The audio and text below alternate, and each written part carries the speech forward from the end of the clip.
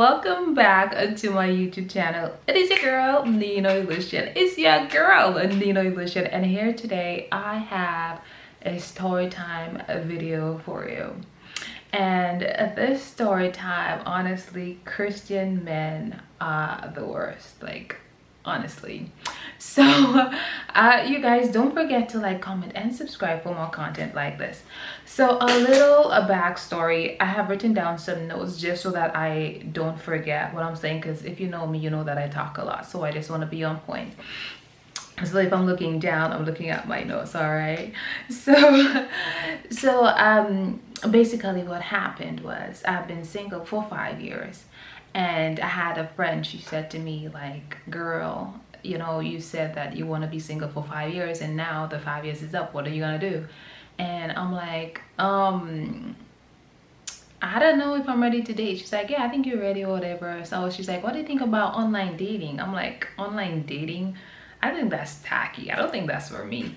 And she said, no, like, I think it's good. So I called my pastor, my youth pastor, and I spoke to him about it. He's like, yeah, I think that's a good thing for you, you know. You've done the work on yourself, and I think it's good for you to get yourself out there. I called another friend of mine, and she's like, girl, you know, she was old. She's an older woman, and she's like, well, this generation of today, you buy clothes online, you buy food online. I guess you have to find a man online. So that's what she said.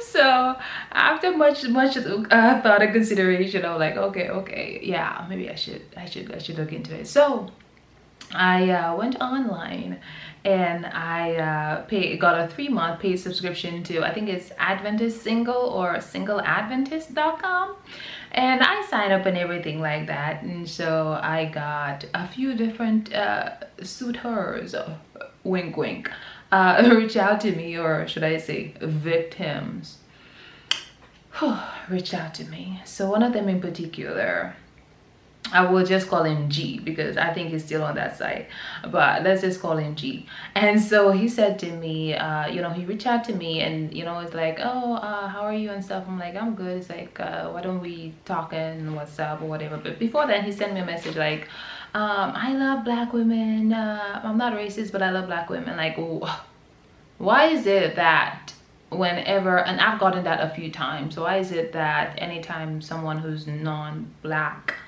wants to date a black woman, the first thing that comes out of their mouth is, I'm not racist, I love black women? Like, stop, okay? It's not cute. So you know, we started talking and everything like that, and there was a few, not really red flags, but a few concerns of mine, you know, with that situation. And in the beginning, you know, I said to myself, there's 3 things going on. Is because it sounded too good to be true. I said it's either 1, it's from God, 2, I could be afraid, or number 3, it's not all glitter and gold, you know. So it is, so that was my 3 that was like my 3 main ideas of this situation at hand. And so you know, I prayed about it, and he prayed about it, and I'm not gonna go too much into detail because it's a long story, and I'm trying not to let this be a long story. So then you know, we started dating and stuff. I prayed about it and everything, and then fast forward, I said, yeah, I accept. He asked me to be his girlfriend, and after like 2 weeks I agreed, because I saw that he was consistent in calling me. Our conversations were good and everything like that, and I agreed. So that was like 3 weeks in. Then my birthday came, and then I'm waiting, like, he's like, oh, happy birthday, I wish you the best and stuff. And I'm like waiting to see, like, are you gonna like cash at me or something? And he's like, oh, I think you should get Mexican food, it's my favorite food, and this and that. So I went online and I'm looking at Mexican food, and like, that is expensive, and I'm like waiting for him to like say, let me cash app you and stuff. And I'm like, no, you know. And I was like watching his actions, and I'm like waiting when, you know, and I didn't get anything. So that was strike 1. Then he asked me, so what are you planning for your birthday and everything like that? And I said, well, I'm planning to do a waxing. I'm going to the salon to get a Brazilian wax and, you know, get everything nice and, you know, take care of the Garden of Eden.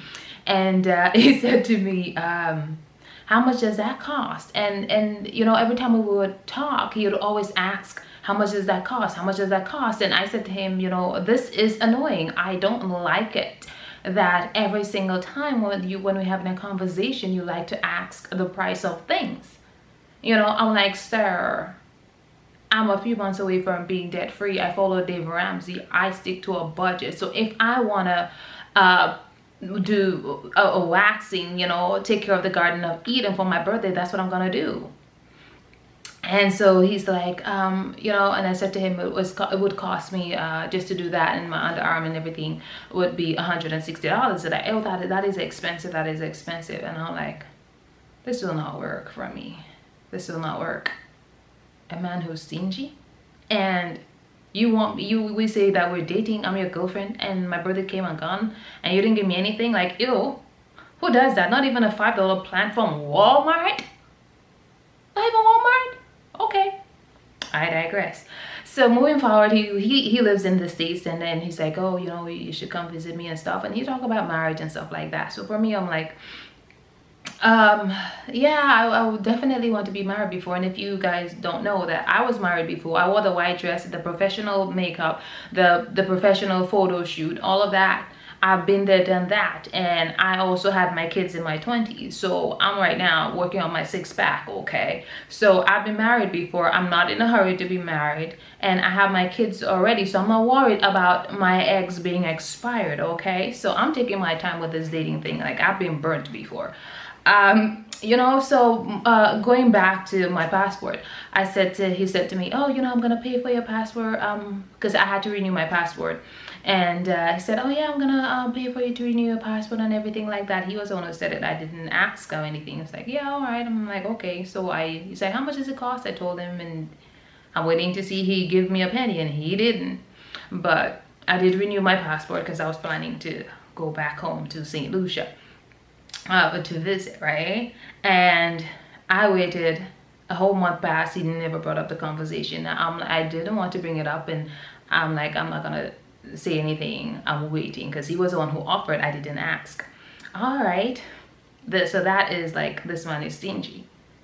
So moving forward, every time I would have ask him questions, we would have conversations and stuff like that, and then he will be like, Ellen White says,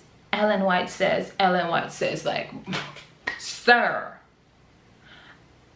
stop.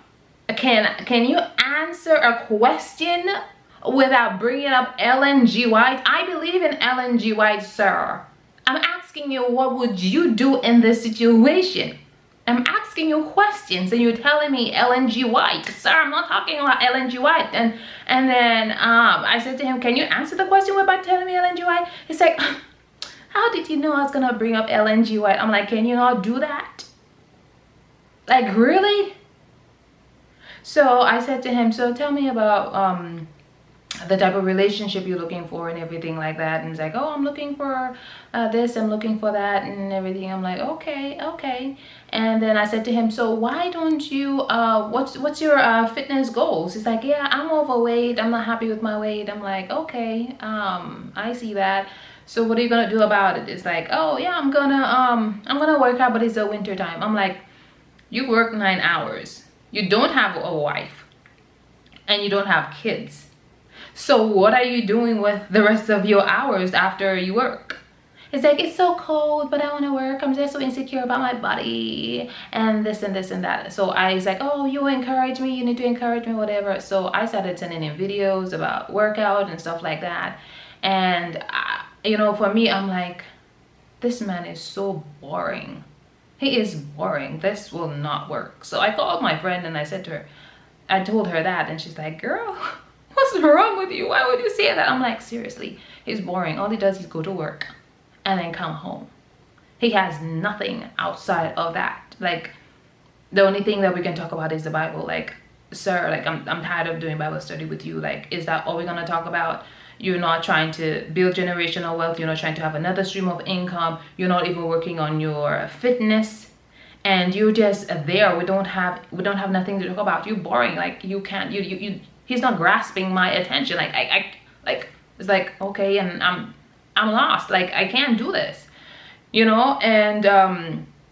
And so I'm like, this will not work. And then I said, you know what, Melina, maybe right now you're new to this after 5 years. Give yourself some time. You know, you have to give them enough rope to hang themselves. It's just a saying. It's not literal, but you have to let people, like my favorite author, one of my favorite authors, Maya Angelou, says, when someone show you who they are the first time, believe them. So I was just giving him enough time to develop himself for me to make a concrete decision that I don't want him in my life. Okay.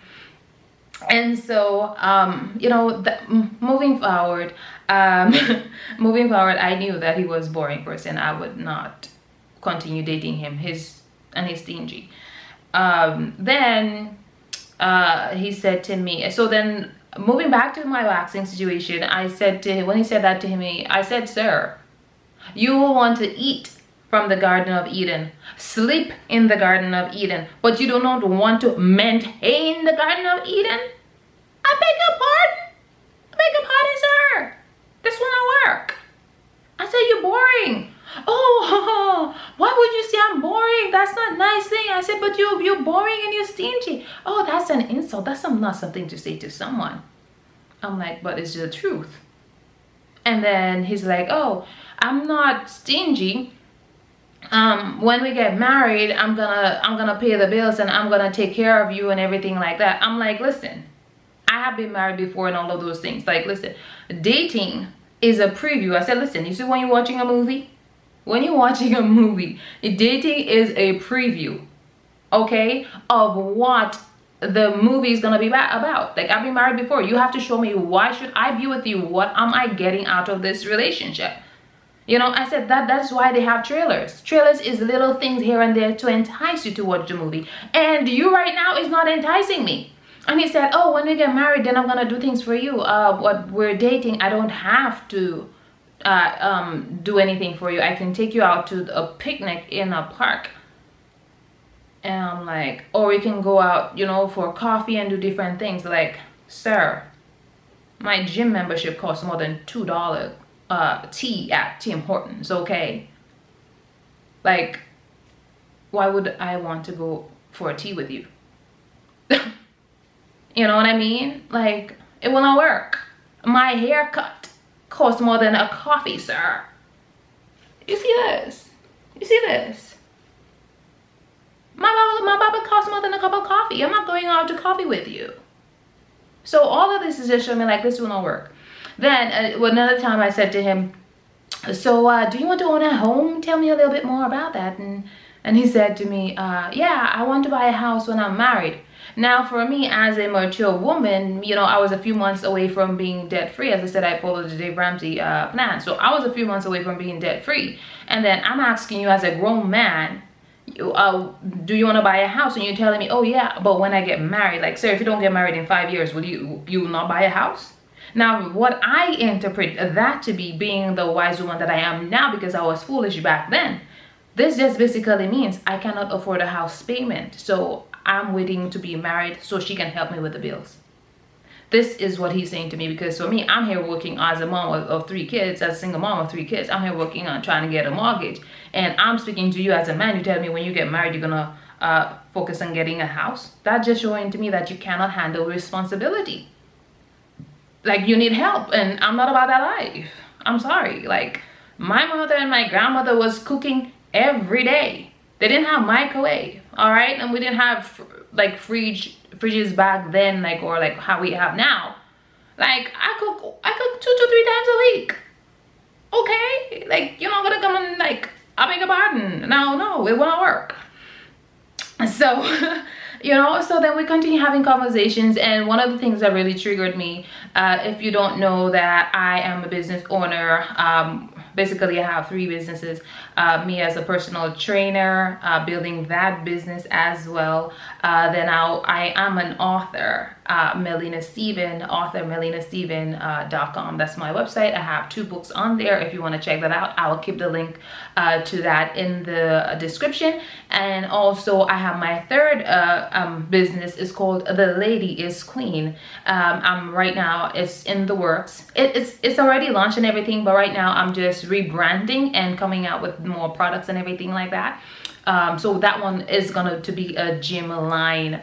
It's going to be a gym line and self-care. It's a gym line and self-care with that. So going back, we were talking, and then he was asking me, okay, so you're an author, so tell me a little bit more, and whatever. And it's like, how much does your book cost? Bruh, can you have a conversation with me without asking me about the price of everything? It's annoying. So I said to him the price of my books, and you know what he said? This is expensive, sir. So I said to him, my books are not expensive. I'm a businesswoman. I said, I just spent $250 a few months ago doing a photo shoot with me and my daughters to brand myself as an author. So I said to him, sir, I have spent I have 2 books that have been released, and both of them cost me $1,000 each. A little over 1,000, but you know, like when you're doing self-publishing, you know, you spend here and there, you learn mistakes along the way and everything like that. So this one is telling me that my final product is so expensive. So I'm like, here we go again, this will not work and stuff like that. Okay, we're fine. Then one day I woke up and I had it. I woke up and I said, I'm gonna conduct a funeral service today. I'm burying this man. I just woke up like this. So then in the evening when he called me, I was dressing all black. I had my candles lighting, waiting for him, if you know what I'm saying. Because we are about to begin the burial service of Sir G. All right. So he called and he's like, what's going on? And I said, oh, we're about to have a funeral service.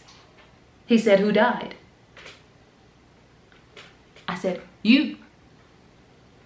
He's like, how could I die? I said, well, we're about to have a funeral service. And so, you know, before I had the funeral service, one of the things, I was moving out of my old apartment into this new apartment, and then my microwave broke down. Now, you know that if you are moving, you know, it takes up a lot of money and everything. So my microwave broke down the week I was moving, and I said to him, you know, my microwave broke down, and you know, and I'm waiting for him to say, like, I'm gonna buy you a microwave. And he said to me, oh, let's pray about it.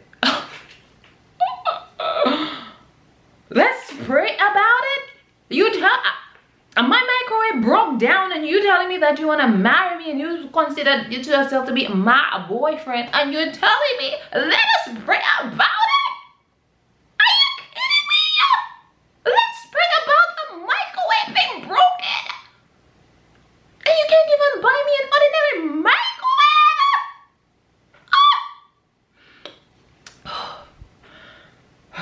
Calm down. So anyways, back to the funeral service. So what had happened was, after I got the candles ready, me dressed in black, and he called and everything, I said to him, this will not work. And let me give you the reasons why this will not work.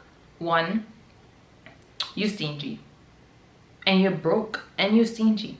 I said, you don't like sharing. Like, for a Christian man that always want to pray and talk about Ellen G. White, you don't share. I'm like, even like my birthday came, you didn't give me anything. You only told me happy birthday. And you're telling me that you want to marry me. You told me you're gonna pay for my passport. You didn't do that. And every time when I have a conversation with you, all you do is bring up Ellen G. White. You have no ambition. You don't even have a health plan. You're insecure about your body. You don't have a health plan, and everything. I feel like I'm the one who's you're draining my energy. I'm gonna grow with or without you. I'm not staying still for nobody. I'm sorry. I'm not in the business of build a man. You can get that store over at West Monte Mall, you know. It's called Build a Bear. I'm not in the business of building a man. And I have learned my lesson the hard way, because with my ex-husband, he blamed me for not going after his dreams. So for me, I learned that lesson of not being with men that are not established, because I was blamed. My ex-husband blamed me for that. So that is a lesson that I've learned. I'm not gonna be, if you're a man who are coming after me and you're not established, I can't be with you, because I learned that lesson the hard way. All right. So with the funeral service, after I said to him, you know, this will not work and everything like that. This is, you know, he listened and everything. And I said to him, you're broke, you're stingy. You have nothing to offer me. If I continue a relationship with you, I'm giving up everything, and I'm not getting anything in return. This relationship is not benefiting me at all. And I said to him, women out here getting ready mix, clothes, shoes, and they're getting flown out. They're even traveling to Banff. They're traveling to Ontario. They're traveling, and you want to marry me, and you, sir, can't even buy me an ordinary microwave. A microwave? What am I doing with a man that can't even buy me an ordinary microwave? Me. And then he's like, oh, you're a gold digger. Hey, you a gold digger. Hey. Who tell this man to call me a gold digger? I said, sir, I am high maintenance because I'm the one doing the maintaining. My car, I pay for it. My apartment, I pay for it. I've been raising my kids on my own over 5 years. Everything that they have is me and the Lord. All right, I am high maintenance because I'm the one doing the maintaining. And you want to call me a gold digger? Sir, do you have any gold for me to dig? You don't even have gold and you calling me a gold digger? You don't even have nothing to dig. How can I be a gold digger when you got nothing to dig, sir? You can't even buy me an ordinary microwave. Are you calling me a gold digger? I have never even asked you for a pen, and you've never even offered me a sheet of paper. How can I be a gold digger? So he got really, really upset at what I said. So then after that, after I gave him my piece, you know, I said what I said, and so I turned my back like this. And then he hung up the phone. And that was the end of this. Oh, so I thought. 6 days later, he texts me, hey, how are you? Are you still mad? Me mad, sir? I'm not mad. So I'm like, oh, so you that petty? You were calling me every single day, so you that petty? So guess what I did? I'm gonna show you pettier. I waited. I showed him that I read the message on WhatsApp. I waited another 6 more days, and then I text him back. I'm debt free and I am fantastic. That was my response to him, you know. And so this is my story time of like dating Christian men. So I did write a few takeaways out of this lesson that I think is very important that we as women need to learn, especially Christian women. I just think that we do not have a community where we're teaching our women as Christians to date men of value, you know. And now that I have learned better, I am doing better. I learned from my past, you know. Sometimes the Lord will allow boo-boo the fool to come back into your life the second time to see if you're still a fool. But I ain't no fool. But let me share with you a few of the takeaways. I got new glasses for my birthday. I just got them yesterday. See how beautiful they are? Yes. Okay, so a few of the takeaways for we as Christian women that I want to share with you is let the dead bury the dead. I do have just 4 points. Let the dead bury the dead. If you see a man have nothing to offer, leave him alone. Stay in your lane. Number 2, set standards and stick with them. I knew that if I stayed with him, I would be settling because he had nothing to offer me. Number 3, not because he's a Christian means that he is holy. That is something that I learned in this situation.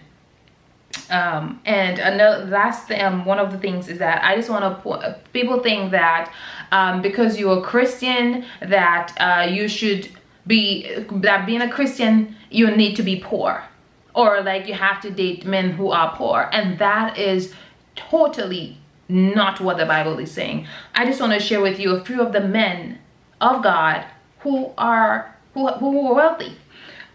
Joseph was a wealthy man. Adam was a wealthy man. Solomon, David, Job, Moses, Abraham, Lot, Noah, Isaac, and Jacob. What did you think Noah got all of that land to put that ark on? Some people think that because you're a Christian that you have to be poor. No, you don't. And let me even get you a scripture that to just reinforce everything that I'm saying.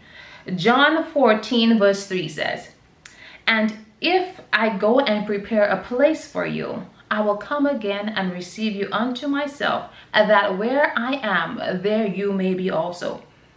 Even Jesus Christ knew the worth of a woman. He knew the church as a bride, as his bride is coming back for us. He knew how valuable she is.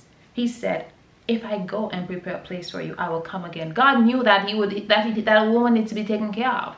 He knew that he had to go to prepare a place. He knew that he had to go and create a stability, create a home for the woman. And that's why he said, "And I will come again and receive you unto myself." So why should you be entertaining men who have nothing to offer? Sir, go and go and prepare yourself. Go and prepare a place. And then come again unto me, that where I am, there you will maybe also. We need to, this is what we have been reading the Bible every day, but we're not really understanding what the Bible is saying. If Jesus Christ can see that how valuable a woman is, that he's saying, "I'm going to prepare for you and come again," why should we as Christian women accepting broke men or men that have no value and have nothing to offer us? God don't struggle, boo-boo.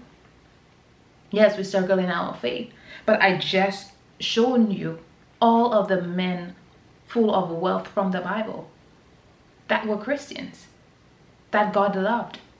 Not because you're a Christian. Being a Christian doesn't mean that you should not be wealthy, or being a Christian doesn't mean that you're materialistic. Don't do it. So this is my end of my story time / devotional time with you, just to share a little bit more. And I hope that you enjoyed this video today and that you learn. And now with John 14 verse 3, that you take that and apply it to relationships as you move forward. Young women in this dating world, do not date men that have nothing to offer you, whether he's a Christian or not. Tell him to go be like Jesus. Go and prepare. Go and prepare. And you will come again and you will find me. That is what this Bible is saying, and that is what I have learned. Until next time, have a good one. Bye for now.